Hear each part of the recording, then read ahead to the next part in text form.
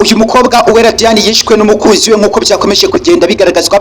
Polisi y'u Rwanda imaze kuba yatangaza ko umuntu uzajya wica undi cyangwa se akavutsa ubuzima bw'undi muntu nawe ashobora kuzajya yicwa cyangwa se nawe mu by'ukuri akaba yavutswa ubuzima bwe nkuko yabashe kuba yabuvutsa undi muntu. Ndajya mu by'ukuri Bwana Murangira B Dr Thierry yakomeje kugenda atangaza ko benshi mu baturarwanda bakomeje kugenda bagaragara kuvutsa ubuzima bwa bagenzi babo bakaba mu by'ukuri bafungwa bakongera bakaba bafungurwa. Ndajya mu by'ukuri polisi y'u Rwanda ibashe kuba yagaragaza ko ikomeje kugenda ibabazwa n'inkuru z'akababaro zikomeje kugenda zitangazwa, abantu bari gukomeza kugenda bicana ukabona ko ibintu byongeye kuba byafata intera. Ariko ndajya mu by'ukuri umuvugizi wa polisi mu mujyi wa Kigali yakomeje kugenda atangaza by'umwihariko mu mujyi wa Kigali hakomeje kugenda hagaragara benshi bakomeza kugenda bakora urugomo, ugasanga benshi bari gukomeza kugenda bicana ukabona ko ari ikibazo gikomeje kugenda kizamuka cyane. Ndajya mu by'ukuri uyu mukobwa Uwera Diane yishwe n'umukunzi we, bikavuga ko rero mu by'ukuri umukunzi we yamuje kuba yaramuciye inyuma, ariko Uwera Diane mu by'ukuri akaza kuba yagaruka aje gusaba umukunzi we imbabazi azanye n'impano, bikaza kuba byarangiye mu by'ukuri agiye gusoma umukunzi we ahita amufata amukata ijosi afatikanyije na mucuma wari usanzwe bakorera. Nk'uko rero mu by'ukuri inkuru ikomeje kugenda itugeraho, polisi y'u Rwanda ikomeje kugenda itangaza ko benshi bakomeje kugenda bagaragara mu kuvuta ubuzima bwa bagenzi babo, ariko rero mu by'ukuri ngo uzongera kuba wakica mugenzi we nawe azajya ahita yicwa, kubera ko umuntu wishe umuntu nawe ashobora kuba mu by'ukuri yakica abandi bantu. Ukabona ko rero ari ikibazo polisi ikomeje kugenda yibaza ikavuga uti mu by'ukuri umugizi wa nabi wishe umuntu akagira igitekerezo cyo kwica umuntu, uyu nguyu mu by'ukuri ntabwo aba akiri umuntu, ahubwo nawe ashobora kuba yafata abandi bantu akabica. Niyo mpamvu rero mu by'ukuri polisi y'u Rwanda ivuga ko uyu nguyu azajya afatwa akahita yicwa, kubera ko uyu nguyu mu by'ukuri ashobora kuba yakica abandi bantu. Ndagira ngo uyu Uwera Diane rero yakomeje kugenda agakora benshi bakomeza kugenda bibaza uti kubera iki mu by'ukuri yishwe akicwa urupfu rubi cyane.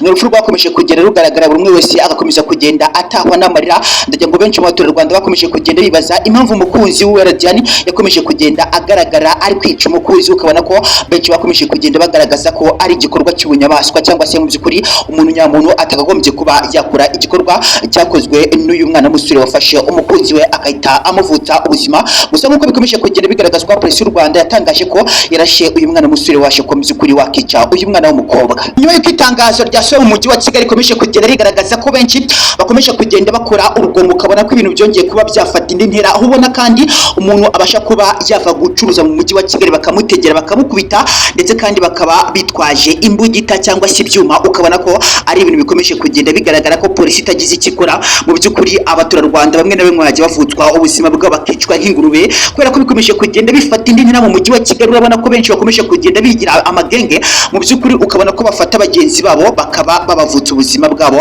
ariko polisi ikabafata ikajya kubakurikirana cyangwa se ikabagorora nyuma y'igihe gito bakongera bagataha, ariko bakongera bakagaragara muri cya cyaha bakoze.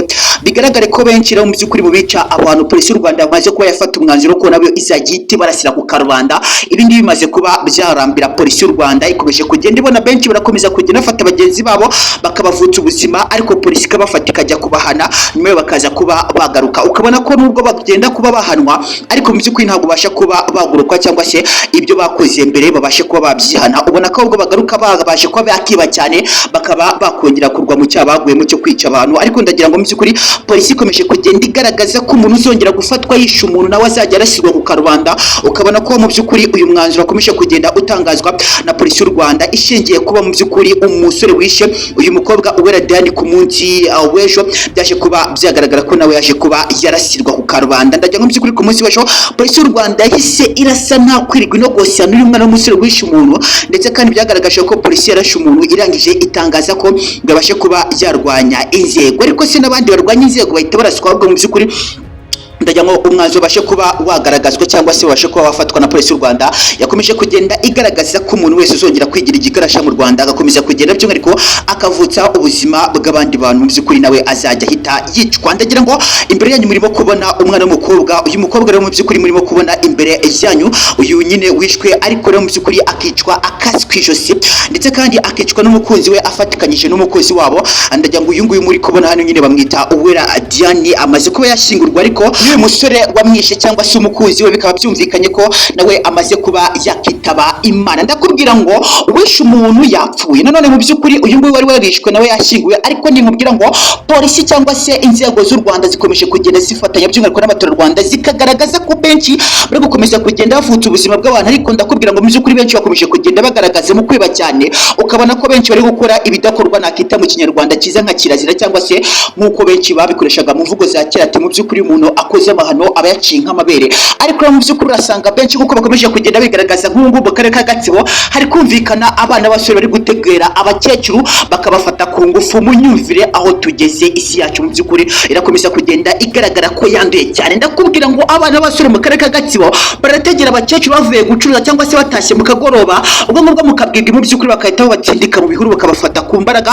Ukabona ko benshi ubwo ngubwo mu by'ukuri polisi y'u Rwanda hagurukiye ivuga uti ibigarasha biri kwigaragambya mu Rwanda, ibi ngibi biraza kuba byaraswa cyangwa se binicwa, kuko ntabwo mpamya ko umwana w'umusore ufite imyaka 21 ategeye umukecuru w'imyaka 65 aramufashe aramwambaye. Ubwo ngubwo ukabona ko mu by'ukuri isi turi kujyamo genda yerekera aha ndakubwira ko byinshi mu bikomeje kugenda bigaragazwa n'aba bana b'abasore bakomeje kugenda bagaragara barakomeza kugenda bakora amahano. Ndakubwira ngo polisi y'u Rwanda nayo byayicanze, ubwo ngubwo irakomeza kugenda yibaza impamvu umwana w'umusore w'imyaka 20 afata umukecuru ku mbaraga. Ubwo ngubwo namwe muraza kuba mwambwira ko iyi si turimo ikomeza kugenda itujyana. Murabona ko ari ahantu habi kugeza naho abana batangiye kuba bakora amahano ateye ubwoba cyane. Ukabona ko ibi bintu mu by'ukuri biri gukorwa mu Rwanda hatagize igikorwa hakiri kare ngo bahwitura aba bantu, hagaragara icyitwa nk'uwa ko mu by'ukuri benshi batsikamira abandi. Ukabona ko nyine bikomeje kugenda bikorwa cyane, ariko polisi ikavuga uti byaba ari uko wenda dufata abantu bakoze ibyaha tukabasha kuba twabagorora cyangwa se tukabafunga tugamije kugira ngo babashe kuba bahinduka, ariko bagaruka muri sosiyete ugasanga mu by'ukuri icyo twabahaniye borongeye baragikoze. Ukabona ko ibi bintu bikomeje kugenda bibabaza by'umwihariko inzego za leta, ndetse kandi ukabona ko umuvugizi mukuru wa RIB mu Rwanda ndetse n'umuvugizi mukuru wa polisi mu Rwanda bongeye ko bafatanya urunana bagaragaza ko abana bari gukora amahano cyane, ndetse kandi ukabona ko benshi bakomeje kugenda bakora amahano bakicana, abandi bakaba bakora amahano yo gufata abantu bakubye imyaka 35 ku mbaraga. Ukabona ko mu by'ukuri ari ibintu bikomeje kugenda byibasira by'umwihariko mu gihugu cy'u Rwanda, ho byongeye kuba byafata indera by'umwihariko uturere tw'iburasirazuba. Ndaza kuba nakubwira ko akomeje kugenda hibanda by'umwihariko abana b'abahungu bakomeje kugenda bafata abana ku ngufu.